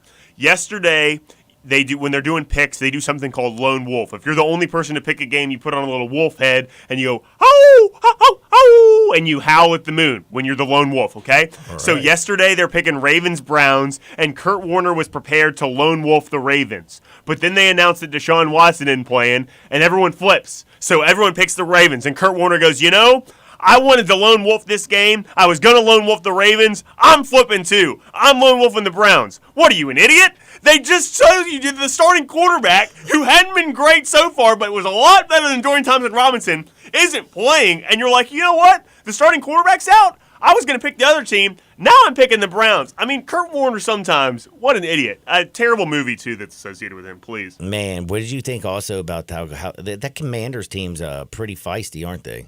Oh, the Commies are playing football, man. I know that's a divisional game, too, but for it to go to overtime on the road, the Commanders are a sneaky good football team. A damn beast yesterday. Are we sure Jalen Hurts is good, John? He did have 300 and some odd plus yards. Yeah, but they played 4 quarters. I mean, come on. That's. I mean, 5 quarters. 5 quarters. Yeah, everyone plays 4 quarters. They played 5 quarters yesterday. He looked really good in that fourth quarter, I'll tell you that much. You know who might be a dude, though, John? Who? Sam Howell. Man, I'm telling you right now, Eric Bieniemy's doing some pretty good things with him. And he's a good quarterback. I like watching Dude, him and you throw the ball. got Terry McLaurin. They got weapons over there. They you sure know what do. I'm saying? Like Curtis Samuel. Logan Thomas is a decent tight end, Hey. former quarterback from Virginia Tech. Oh, and Dotson, they got him. He just needs to kind of get going. And I think they got a good run game, too, quite frankly. Man, yeah. Are you kidding me? You got Brian Robinson Jr. over And- there. and Antonio Gibson. Yeah, man, they can run the football. I'm impressed with the Commanders the first 4 weeks of the year. I really think they're playing good football. But the problem is that division's just too I'll tell good. you one thing: the Commanders, though, did not have an answer at all for A.J. Brown. Like, he was a damn grown man yesterday. Not a lot of teams have an answer for A.J. Brown, do they? He is one tough dude to cover. And and then having Smith on the other side, who's running those just crazy, amazing routes. And former Atlanta Falcon, I discovered that this guy was an Eagle yesterday. Zacchaeus, our friend Zacchaeus. He's a wee little man. A wee little man is he. Who? Zacchaeus. And he plays for who? He used to play for last year he played for the Falcons, and I always loved making the joke okay. that Zacchaeus is a wee little man. And this year he plays for the Eagles, and he caught a pass yesterday. They showed it on Red Zone, and I was like, oh man, I didn't know Zacchaeus was an Eagle, but Zacchaeus, a wee little man and an Eagle now too. All right, so right now, So he can fly, so he doesn't even have to climb a sycamore tree anymore. You just fly up high and see Jesus. That's perfect for him. I'm so proud. And then they'll go to his house and have dinner afterwards, and he was merely a tax collector. Who's, by the way, who are the best teams in the National Football League? Well, unfortunately, I must have to say the Eagles are up there. The Lions, certainly. We can't forget about Thursday night. The Lions are up there. The Cowboys obviously playing good football, but their offense scares me a little bit. San Francisco. I was about to say San Francisco's up there, too. So Christian McCaffrey, I don't know if you know, that dude's pretty good at football. And then the Bills and Dolphins. I think the Bills-Dolphins, well, the Cowboys and Eagles is a good one, too. What's the better? You know who plays next week, don't you? Who? San Francisco and the Cowboys. Oh, that's right. Yeah, it's in Dallas too, isn't it? I think is it the Monday Night Football game? No, it's Sunday Night Football. It's in San Francisco. I got every fact wrong there. Cowboys Niners in San Fran next week, Sunday Night Football. Heck yeah, dude! I'm looking forward to that one. What's the better 1-2 punch in a division? Is it Eagles Cowboys or Dolphins Bills? Or is there a third one that's better? Those have to be the best two. Eagles, Cowboys, Dolphins. And Which Bills. Which division would you rather have a 1-2 punch? I think I'm going with the AFC. I believe. Me too. I agree. Dolphins Bills. That didn't look that the score ended up not being a super close game, but it's on the road divisional game like that.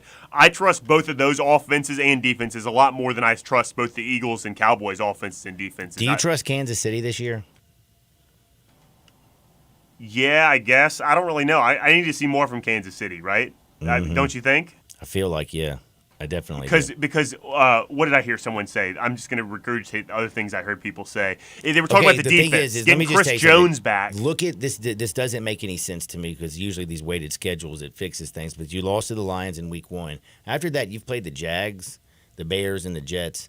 You barely beat the Jags. I mean, you killed the Bears because they're terrible, and you only won by a field goal yesterday versus the Jets. I mean, they're just not clicking on all cylinders, and now they get to play the Vikings. I was about to say, John, the rare litmus test from playing the Minnesota Vikings. I think the Broncos are after that. Broncos. This is crazy. Kansas City's early schedule is weak. Listen to their next 4 games, John. At Vikings, home against the Broncos, home against the Chargers, at the Broncos. I mean, give me a break. What are we doing? That's crazy. What a terrible, terrible schedule. Please, Chiefs. Back half gets tougher, though.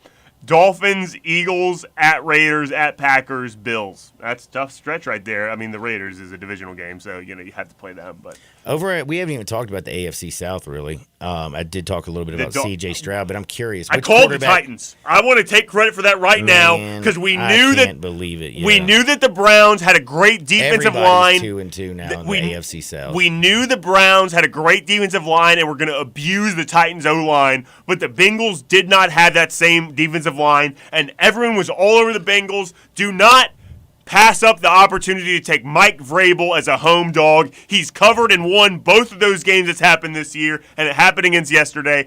The Titans are the perfect example. These 2-2 teams like this, if everyone's up on them, be down on them. If everyone's down on them, be up on them, and you're going to make some money gambling. Which quarterback do you like better, Anthony Richardson or C.J. Stroud? I mean, C.J. Stroud is incredible so far. Playing like a maniac. He's unbelievable. But the fact that the Colts were in that game in OT, I mean, they probably should have won that game, quite frankly. Rams, man, Matt Stafford came back and got him. They did, but the Colts came back. They scored 2 touchdowns in the fourth quarter and then converted that 2-point conversion to tie that game up and send it to overtime.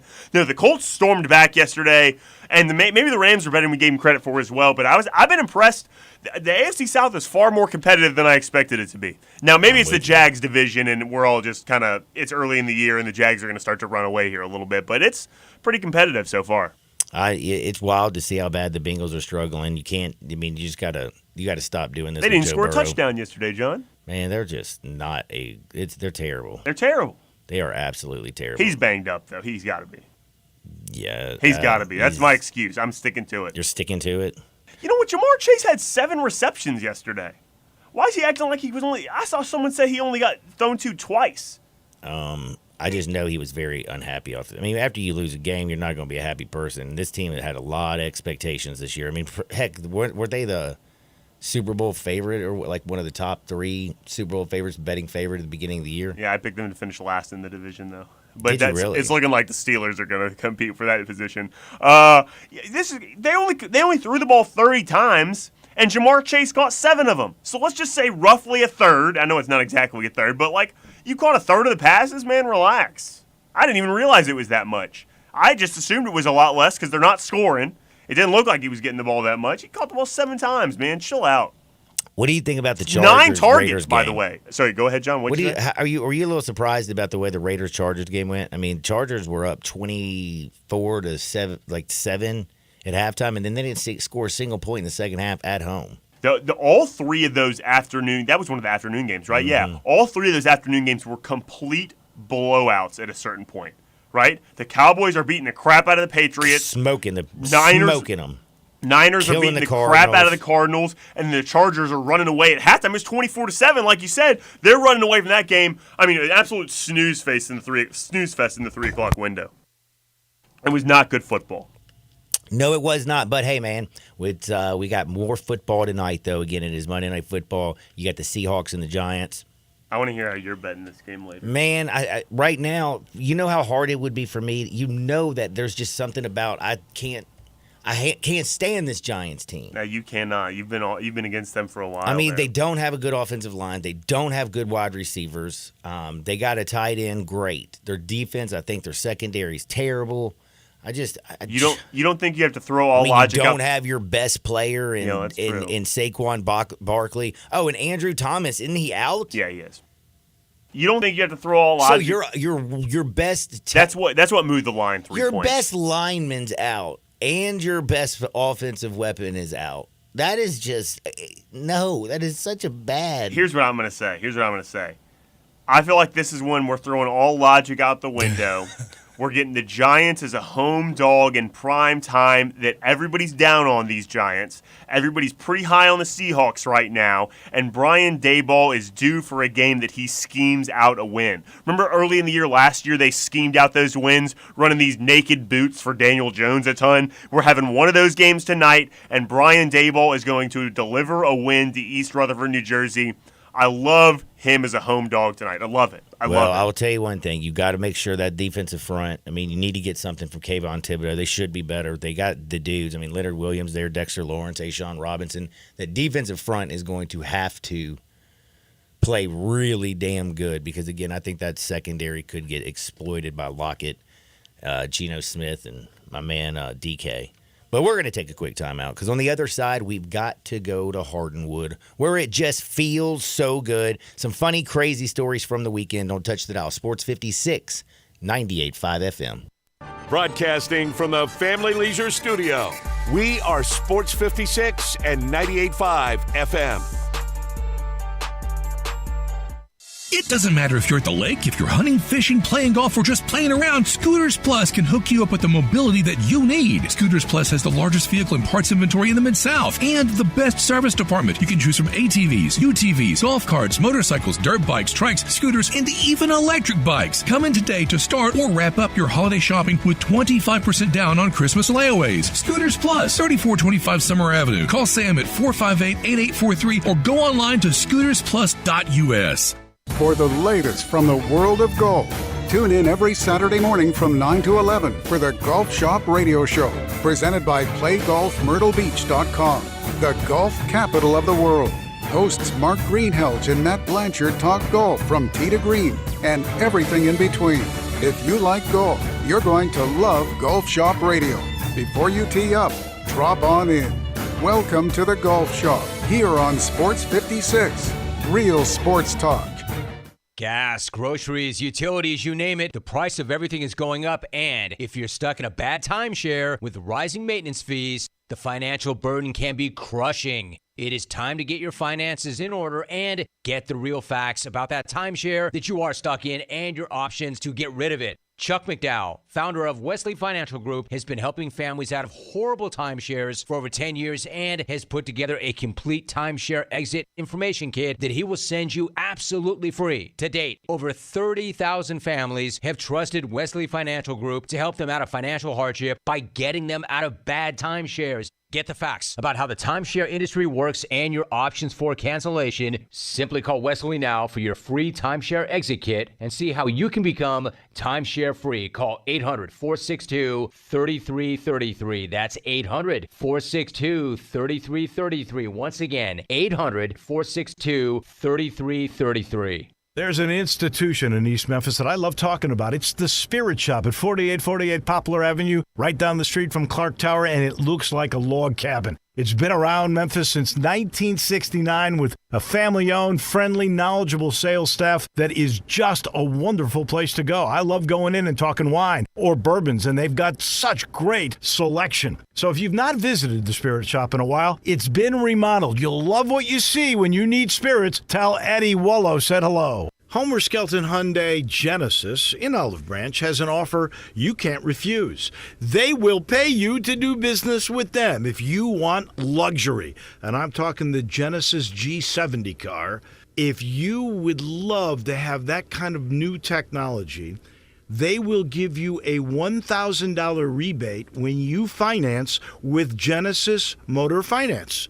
In other words, they'll pay you $1,000 to do business with them, and you get brand new luxury. You can't beat it. That's Homer Skelton Hyundai Genesis, right at the corner of Craft Road and Highway 78 in Olive Branch. Homer Skelton Hyundai Genesis in Olive Branch, where customer retention is amazing. There's a reason. They take care of you with a team that's been together for a long time. Whether it's finance or whether it's service, you can't beat them. Homer Skelton Hyundai Genesis.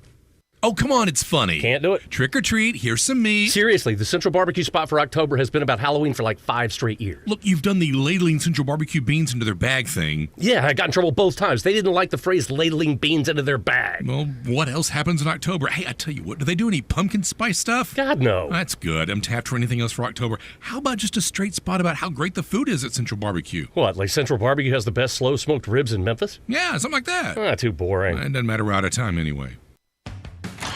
4.9 liter V8, 0 to 60, and I'm about to find out. Now, back to Sports 56 Happy Hour on Sports 56 and 98.5 FM. This hour is brought to you by Tito's Vodka. Here once again, Johnny Radio.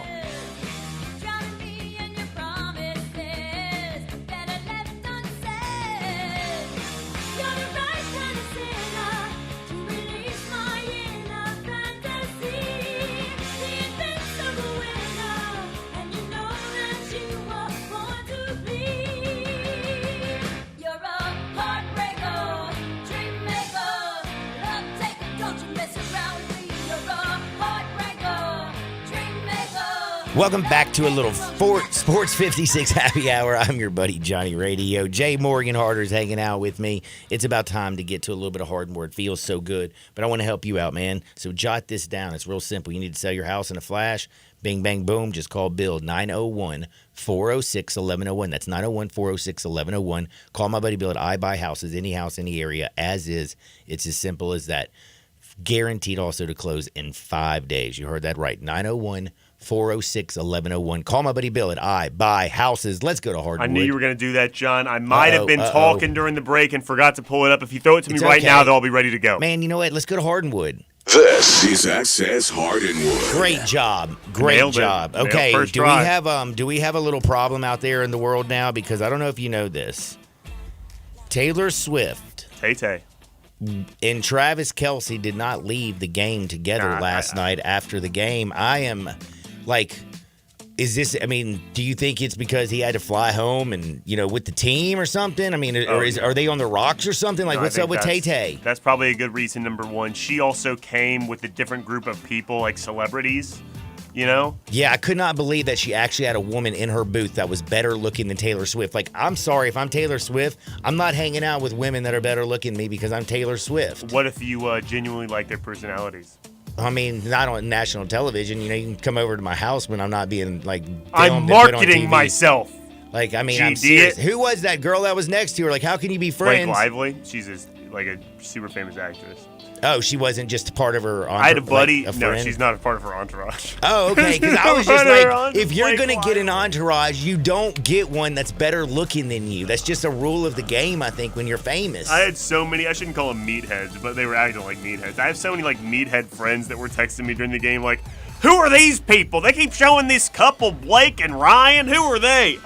Just like two of the most famous actors in the world. I didn't know who she was. Oh, that's all right, John. Thanks, buddy. I guess. Yeah, but I'm one of those idiots, though. No. Hey, I noticed she was really, really pretty. I think that you have a legitimate excuse. You know what I mean? Like, you're in a different era of pop culture. But if you're like True that. If you're a 20-something and you grew up when Blake Lively was literally a sex symbol across America and don't know who she is, and furthermore don't know she's married to Ryan Reynolds, who's like one of the most prominent actors in the world, you're missing something, man. I don't know where you live, but it's not in America. Well, thank you for making me feel better by using the old. You're old. No, not old, John. Not old, John. Distinguished. You're wiser. Oh, you're not 28. Thank you. Now I gotta yeah, but I don't know. Now I feel better though because you don't like now when you look at the other members of Tay-Tay's party group, you realize there's just a bunch of fives out there. I'm telling you, that's how they do it. I'm uncomfortable with this line of rhetoric here. Well, no, I'm just John. I've got a news story for you here today. This is a great story here because there is absolutely no chance you know about any of these people and who they are. So today it was announced that it's the Charlotte Hornets, right? It's the Charlotte Hornets. I've made a deal with YouTuber Mr. Beast. John, you know who Mr. Beast is? Actually, I just found out who Mr. Beast was. A couple weeks ago, we talked about Mr. Beast, you right? You brought him up and you said he's some dude on YouTube. You said to me he was like the number one YouTube guy. Yeah, he made $58 million this past year. Hold on, do what? He made $58 million this past year just posting videos on YouTube. What the hell does he post? He makes these videos, and he has a lot of money now, but he's a smart guy, and so he's figured out the algorithm to know exactly when to post. And the way YouTube works is if consistency and discipline make you. And he was the first person on that wave, and his channel has grown to the point now where he can make these such lavish videos with so much money that it just yields more money. So like the second person made like, let's say 32 million, he made like 58. So he is almost doubling what the next highest grossing YouTuber makes. I just had no idea that YouTubers made that type of cheddar. Oh yeah. I mean, it's bro, what are we doing here on the radio? YouTube? I need to figure out something with this YouTube thing. It really makes you question what the hell we're doing talking on AM terrestrial radio, quite frankly, because they're making X times. God knows how much times for every advertisement they post based on what we make for the advertisement we post. It's just a different model. It's the future. We are being left so far in dust talking into these microphones here in the studio. Oh, no. But that's Don't not the tell me point that. here. I'm old. That's not the point I here. don't No, like change. John, you can make the transition easily. It's literally the same thing. It's just a different algorithm. It's not. It's literally the same thing. So. You could easily do it. Why did we bring up Mr. Beast though? So there is a story today that the you know how different NBA teams will have the patch, like the Grizzlies have the FedEx patch? Yeah. The Hornets have signed a deal with Mr. Beast. Their patch is going to be a Mr. Beast logo. He has it looks like kind of like a bear. He is so popular that he can afford to have a Mr. Beast patch on a NBA team's jersey. And he has a ton of companies associated with that. So he has like Mr. Beast Burgers and all these different he's a restaurateur in that regard too. He has franchises all over. He is swimming in money, man. And now he has a patch on every Hornets jersey. And I tell you what, I'll tell both of you, Brian and John, right now, I'm getting a Hornets jersey with a Mr. Beast patch on it. I'm telling you right now, I'm going to do that. All right, man. I'm going to have to, I guess, watch one of his videos because I couldn't pick him up out of the lineup either. The jerseys literally look the exact same. It's still got the Jordan logo on it, and then in the corner, LaMelo Ball's looking at it right here, and it's got a Mr. Beast logo on it. That looks cool, man. All right. That Mr. does look Beast. nice. Now, Shaq says he came out because, a lot of people were talking about Damian Lillard joining, of course, forces with Giannis over in Milwaukee. And Shaq just wanted to make sure everybody knows this. He says, Dame is extremely good at basketball, and he is a damn good rapper. But the combo of rapper and hooper, the greatest of all time, he said, is still him. Shaq Fu. I have to say I agree. Me too. And it has to do with what Shaq did on the court, the championships that Shaq won, how great and dominant he was as a player. Because his rap game is not as strong as Dame's. Dame Dollar can actually spit. What do you think? No, Dame's a great rapper, but my reason for Shaq... But here's what happened. The reason I'm bringing this up, because if he gets a couple chips, let's say in Milwaukee, all of a sudden, because he's such a better rapper, could he take the mantle? I'm going to say no, John, and here's why. Shaq once did a live diss track ripping Kobe, and there's no one else that can do that. And so for that reason, Shaq's still number one for me. Nice. He freestyled a diss track live and ripped Kobe. That is. You remember that? Yeah, it was right after. About that. It was either right before he left or right after he left to go to Miami. I think it was right before, and he had the diss track live at the club. Freestyled it, and that's for that. He's number one for me. John, you know how we know that Mr. Beast has a logo on the Hornets jerseys? Because it's Media Day in the NBA. We mentioned that earlier. Zach Boyd, the great Zach Boyd, is down there at Media Day right now, grinding, getting information for us. But also on Media Day, it's Miami Heat Media Day.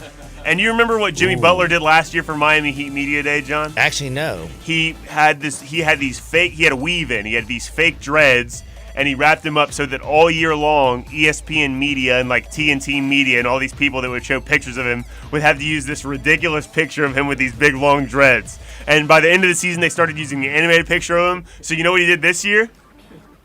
He's wearing a Karen Bob haircut. What is that? It's like, like one side, it like goes over your eye and hangs down really far. It's like a bob all the way around. Like he came down, he goes, I'm emo now. Oh, really? It looks great. Let me see. Yeah, John, I'm going to hold a picture up for the camera. Hopefully you can see it as well. So this is the picture that they'll be forced to use all year long for Jimmy Butler if ESPN and TNT do choose to do so. But since he did it last year, they might have gotten wise to his antics, and they might have a backup plan already set up. Wow. I think it's a great move. I think this is going to force the NBA to say no fake hair, and that's just great. It's just great that he's going to do something so ridiculous that the NBA is going to have to make a rule surrounding it. This is great. I love it, man. Now, have you heard the sad news about the Raiders and having to release Chandler Jones following his arrest? Oh, that's terrible. Do you know that this started way back when at first we just thought he couldn't work out at the Raiders facility, remember? Yeah. And he went on social media and was like, I had to go work out, and then now it's spiraled out of control. Well, it also makes more sense that the Raiders were all unwilling to talk about the situation the entire time. Like, this is just, it's heart-wrenching. I mean, I hope he can get some help because everything for Chandler Jones is going south. And why is it that he is hopping on Instagram and doing these things called Reels like 30-minute reels. And, I mean, the things that are coming out of his mouth, I don't understand how they haven't, basically, like, I don't know, man. Can't they keep you for, like, 72 hours or something? You know what I'm talking about? I do. Like, could this, like, I don't know. I think for his own health. Man, I don't know. This is a sad, sad, sad situation. I hate talking about sad situations. But again, it's just one of those things out there. But did you hear that Tim Wakefield, the knuckleball pitcher, passed away? Another sad one. Like, that is, man, he was way too young. Only 57 years old. So, crazy, crazy stuff. One of the great knuckleballers of all time. Yeah, he was. He was. World Series champion as well. What do you think about the rumors about Kim Kardashian and Tom Brady? No chance. No chance? No chance. Why? They've been hanging out, dude. They were also at this other billionaire's party this week, and it looks like they're, I hate to say it, but it looks like they're laughing it up and flirting over there. I believe they're laughing it up and talking. I believe that there's a publicist for one of the two people, you decide which one, would love for a rumor to get out there about one of them having a relationship with the other one. You can draw your own conclusions to who that would be more beneficial to. Do you think it would be more beneficial to Tom Brady, or do you think it would be more beneficial to Kim Kardashian, John? Which one do you think it would be more beneficial to? I would say Kim K, because I think so she too, lives John. in this world, and her show is out right now. And who seems to control narratives on the internet better? Is it Tom Brady or is it Kim Kardashian? I would say it was probably Kim Kardashian. I think so too, John. So for those two reasons, I have to believe that this is total crap, and that she and her people are promoting this because it is a great look to even be rumored to be dating Tom Brady. That is a status symbol. Man, by the way, did you hear about how much? So they were at this like billionaires party and also raising money. You know what I'm saying? Okay. And there was a painting, and I looked at the painting, and let me just tell you something. I think the painting is terrible, to be honest with you. I just don't understand why this is good. Like, I don't even know what it is, man. Like, I don't have a clue what the hell this is. But it went for like $2 million. Like, and Kim K is the one who started off the bidding at $5K, and then Tom Brady came in and went to like $1 million, and then she came back and went here, and then it got up to $2 million, and then, man, it's just, I don't know, man. Like, that's chump change to them, though. Very much so. But, dude, if you look at this art, like, tell me, is that good looking? Is this good looking to you, Jay? Or is that just, like, doesn't even make sense? Well, John, with art, beauty's in the eye of the beholder, Yeah. Maybe somebody sees something they didn't see before. To someone it might look abstract. To someone else it might look like a bowl of flowers. You just can't. It's all very, beauty's in the eye of the beholder.